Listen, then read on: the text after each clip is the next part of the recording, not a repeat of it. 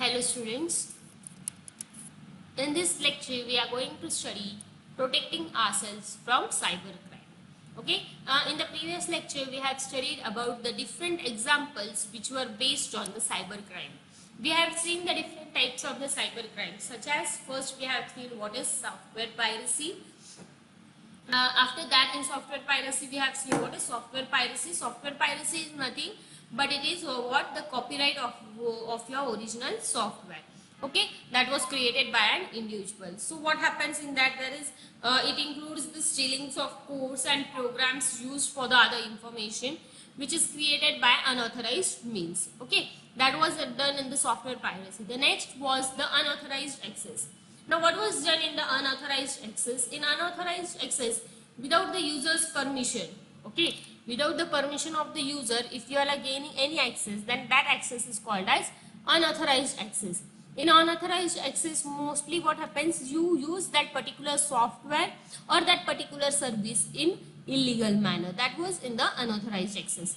Then we had seen some of the examples of unauthorized access. Then we have seen what is copyright violation, cyberbully or cyber stalking, cracking, and palgramism hacking in the last lecture. Today we will start with protecting ourselves from cybercrime. That is how to protect ourselves from the cybercrime. So the first point is cyber safety and security. The first most important way to protect ourselves from cyber crime is the cyber safety and security.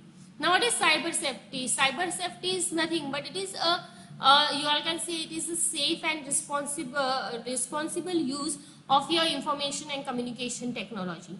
That is, you all should not keep only the information safe and secure, but also you should be responsible that whatever the information you all are being giving, that information should be respectful to the other people.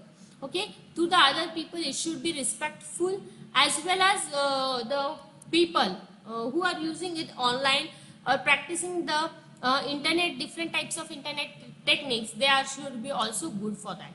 That is, you all should have the information, you all should not only keep the information safe and secure, but you all should be also responsible with that type of information. In the recent years, we have seen that there are different types of systems which are exposed to the internet. To the internet nowadays, there are different types of systems which are exposed. Hence, day by day, the challenge of maintaining the systems and protecting them from the attacker is very difficult. Okay, because now all the systems are exposed to the internet. So every organization or any organization, it plays an important role in promoting the internet safety.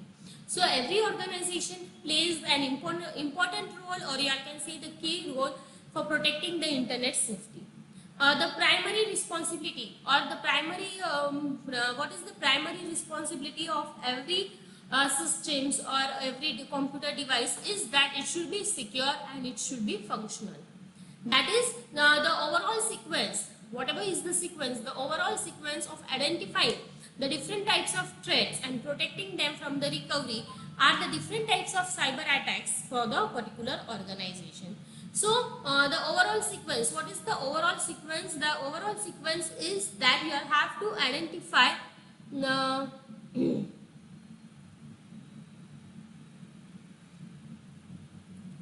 is to identify the threats and protecting ourselves from recovery of that cyber attacks. Next here, identifying threats and risks. Now what are the different ways to identify the threats and risks? The system or you all can say the computer, it is operating very slowly. Why it is operating very slowly? Because they have very less the computer operates slowly with more response time. If the system crashes suddenly and is unable to download any updates, then appearance of any new unfamiliar icons or images are on the desktop. That is the first most important cyber attack is that identifying the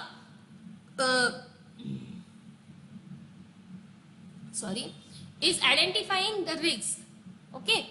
That is so sometimes what happens, your system whatever your system working is that it is operating very slowly and the response time is more. So if you all have to remember that if any system crashes suddenly and it is not able to download any update, then there must be an unfamiliar icons or messages on your desktop that appears to be new. Second is the protection of data. What is the protection of data? That is your internet. Your network should be protected with firewall. So what does firewall do? Firewall protects the unwanted threats to affect your computer. So it is necessary that to protect your network with the firewall. Then you all have to create the different types of logins and passwords for different types of users. So you all have, if you want to keep your data secure, then what you all have to do, you all have to create the different logins and password. Okay, for example, if you all are in college and you all are using the same PC for students, teachers, office, everything, so then you all have to create the different types of logins. That is, the login for students should be different, then login for teachers should be different, and for the academic staff should be different. So different users should have different types of logins and strong password for the different types of users. This is the second. Okay, so what will happen, that only the person who is verified for that licensed software or operating system can only use them. Then we can also, with the help of this, we can also prohibit the use of the personal net devices on our network, that is USB and hard disks, and we can protect our Wi-Fi connections also. So if you want to protect our Wi-Fi connection, we have to protect it by giving them a secure password. Third is the recovery from cyber attack. Now what is the recovery from cyber attack? Recovery from cyber attack is nothing, that is once your cyber attack data is clean, recovered, you all should store it or restore it as much as possible. As much as possible you should restore the data, whatever the data is cleaned by the cyber attack. Then for that you all have to perform the different types of investigation, and that investigation should be carried out with the support. And whose support is necessary for this? The personal expert. Whoever are the professional experts should carry it with the support. So investigation should be carried out with the support, and then there should be different types of measures that should be taken to avoid this reoccurrence. Then educate your stakeholders. Now who are the stakeholders? The persons who are involved in our activities, directly or indirectly. That is, suppose the college is there, then stakeholders can be students, staffs, etc. So what you will have to do, you will have to educate these stakeholders about the different types of courses done in our college, the lessons, the activities for the students and teachers, which are the major components of the cyber security and safety. Then next is, what are the do's and don'ts for the students? So students, what are the do's and don'ts for you all in this cyber world? The first we will see there are what is do's. So in the do's of the do's for the cyber world for the students are, first, there should be copyright restrictions while developing any material from the internet. You all have to remember that whenever there is a copyright restrictions when you all are downloading any type of material from the internet, that is any type of software, game, music or pictures. Okay, then you all have to report online immediately to the teacher or parents, one whom you trust. Then you all have to use a strong and unique password. That password should consist of different types of numbers. What your password should contain, उसमें numbers चाहिए, lower case letters, upper case letters and special characters चाहिए. So that you are, and each account के लिए आप क्या कर सकते हो, password frequently change कर सकते हो. Next आपको क्या करना चाहिए कि जो भी सॉफ्टवेयर आप यूज कर रहे हो वो पर्टिकुलर ट्रस्टेड रिसोर्स के पास से ही आपको लेना चाहिए. And always before opening any type of file, you all should keep in mind that your file should be scanned. Okay, always you all have to scan the file before you all are opening them. Check to see if the web address begins with HTTPS. Okay, whenever you sign online, you all have to remember that you will check the web address, and your web address should begin with HTTPS. Okay, next, connect with the known individual. You should always connect with the person to whom you know. You should not connect with the person to whom you are unknown. Okay, so think twice before you will like to share, post or like or post something to the person on very sensitive topics, that is on religion, on politics. You all have to think it twice before sending them. You all have to also report to the service provider immediately that if your account is hacked. That is, if any type of hacking if you see, then you will have to immediately report it to the service provider that your account is being hacked, and if possible please deactivate the account which is being used for me. These are some of the do's, and now we will see the don'ts. What are the don'ts? So the first don't is that don't share your personal information with anyone unnecessary. This is the most important in the cyber world, that you all have to not share your personal information. Now what does the personal information consist of? That is your name, your date of birth, your phone number. These are the personal information that you should not share with anyone whom you don't know. Next, you should also not share your pictures to the unknown persons on the social media. You don't know the person properly and you should not share your photos with them. Not open, whenever you see, when you open any mail, the unknown mail is there. Don't open the mails which you have been received from the stranger. Okay, so you all have to not open the mails which is received from the stranger, and also you should not respond to this unknown mails. Okay. Then sometimes when you do any transaction, you get an OTP number. So you should not share your OTP number or password with anyone with whom you don't know. And never save your username and password on the browser. So if you save your username and password on the browser, then other illegal person can use or access your information. So never save your username and password on the browser. Next is you all should not access the files without the user permission. Okay, without the permission of the user, you should not access the file. Don't copy the software. If the software is not having the permission, then please don't copy the software without that author's permission. Don't meet any unknown person on the internet and have interaction between them, because any information from an adult and friend is dangerous.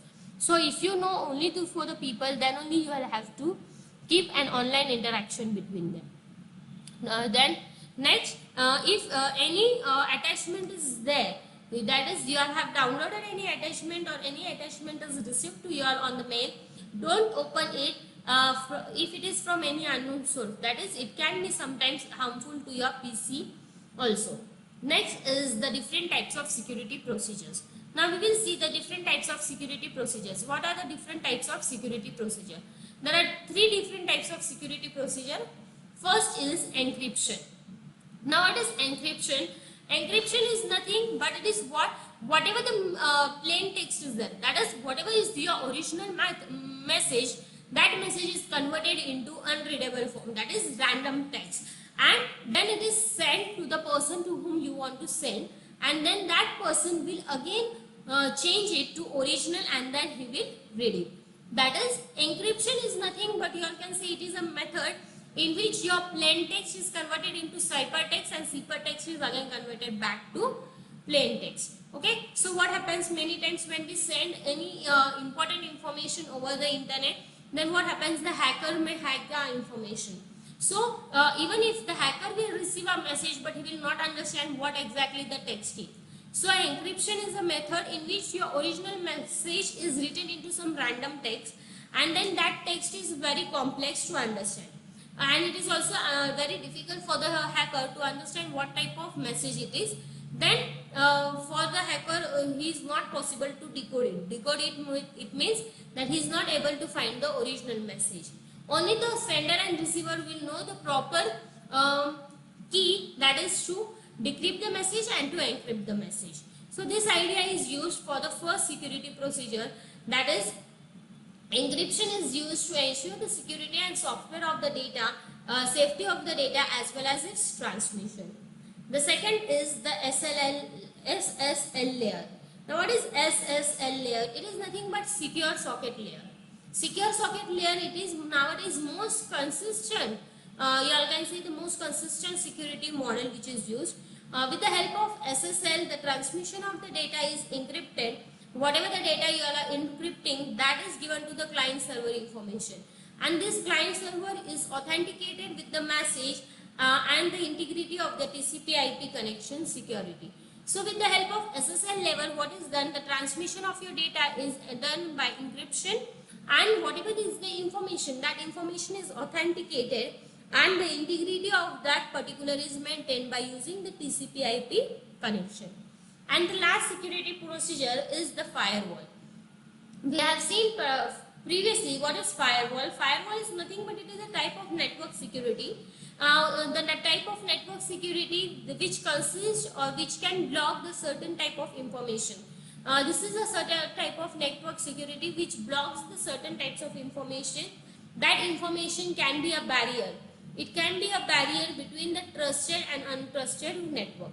So this type of, you all can say the firewall, this type of security which will block the certain types of information, forming a barrier between the trusted and untrusted network. This firewall can sometimes also have a attempt that he will block the spread of computer attack. So the spread of computer attack is also blocked by the firewall. So these are the different security techniques which are used for the security purpose, that is encryption, SSL, that is secure socket layer, and last is the firewall. Now the next point is the parental guidance. What is there in the parental guidance? It is the sum of the guidelines which is given to your parents. First of all, the first is important is that a lot of cyber crime revolving around and unsuspecting teenagers and school children. So mostly what happens in the parental guidance, you all have to remember that nowadays there are a lot of cyber crimes which are revolving around the teenagers. Mostly the cyber crimes are being done around the teenagers and the school going children. So parents have to play an important role, that they have to check whether their children are safety, whether their children is safe on the internet and they are not in the hands of the hackers or any unknown person. So for that they have to start with the confidential information as confidential. So what they have to do, parents have to see whether their children are safe or not on the internet, whether any type of unknown person is using their data for a hacking purpose or not. For that what they have to do, they have to treat their confidential information, whatever is the confidential information, that should be treated as confidential. Then they should never reveal whatever is the sensitive data. Any type of sensitive data should not be given on the internet.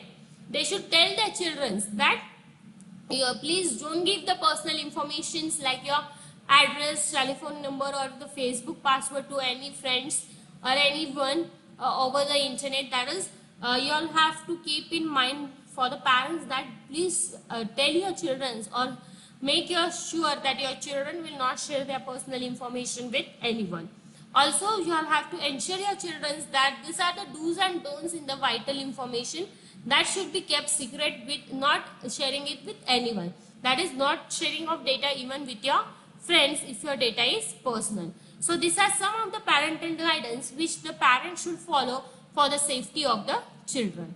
In this way, we have covered chapter number 4, that is cyber law.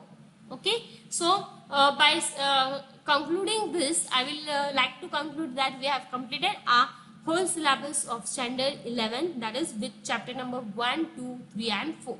In the next lecture, we will have the exercise of chapter number 3 and chapter number 4 with some of the examples of HTML. Thank you.